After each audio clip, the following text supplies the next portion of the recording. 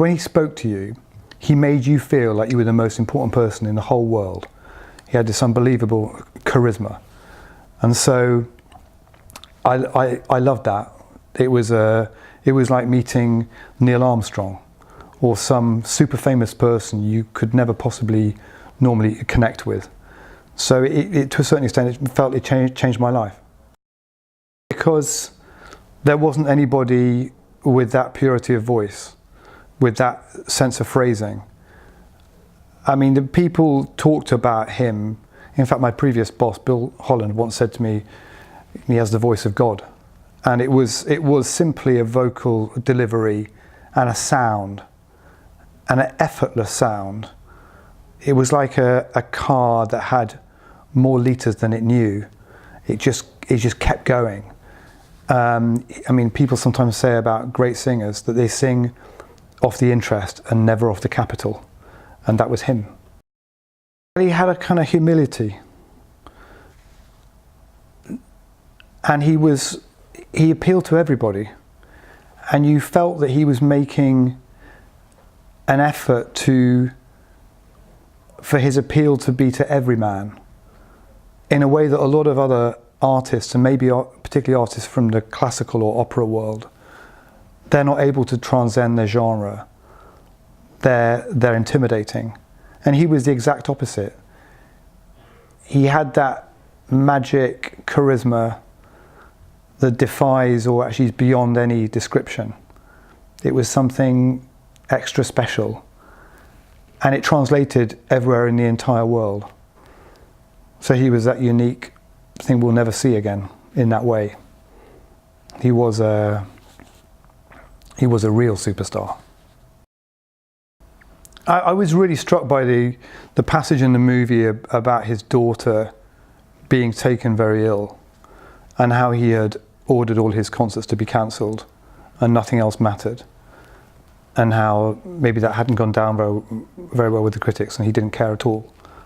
And it was that dedication of a father, which I didn't know about, that he'd had that experience. And as someone who's got a daughter myself, I related to that very much. The Three Tenors and the phenomenon that was the Three Tenors, that perhaps now people don't realise quite how big the Three Tenors were. They were the biggest band in the world. They came from nowhere. They were utterly authentic. They were the real thing. And it was this alchemy that happened because they were the best, because they'd never sung it in that way as a unit.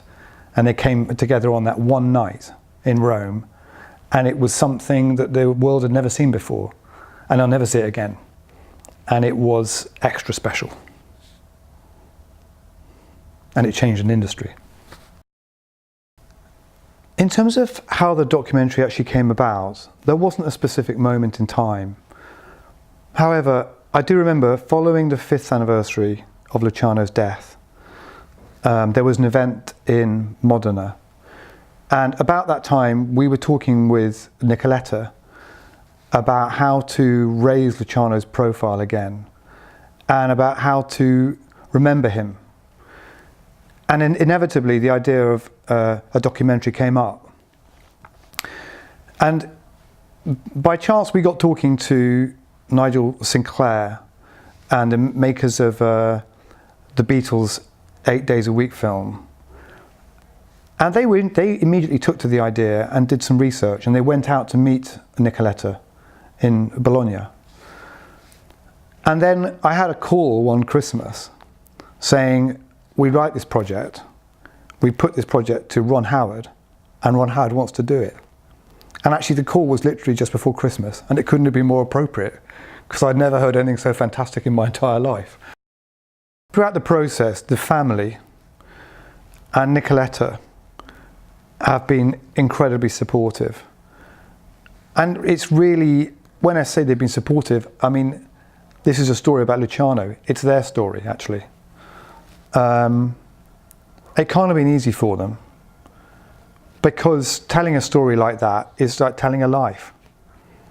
And it's a life with all kinds of twists and turns, and how he ended up, and how the career, the journey that he took, you could never have predicted at the start of his life or his singing career. So I think they opened up and they allowed that story to be told. And they allowed countless bits of unique footage to be found. So it's been a process of discovery. Just unearthing these great bits of footage, these stories, these storylines about his life, to reveal to everyone the majesty of this artist. All you have to do is unearth the story and tell it properly. And I think from that point of view, the documentary, it's like a window. It's like a window, or if you were reading a great story or a great poem, it's like a hole in the page through to the truth. And I think it impacts you and affects you in the way that the great films would, and possibly even more. Because it is true, after all. It really happened, if you can believe it.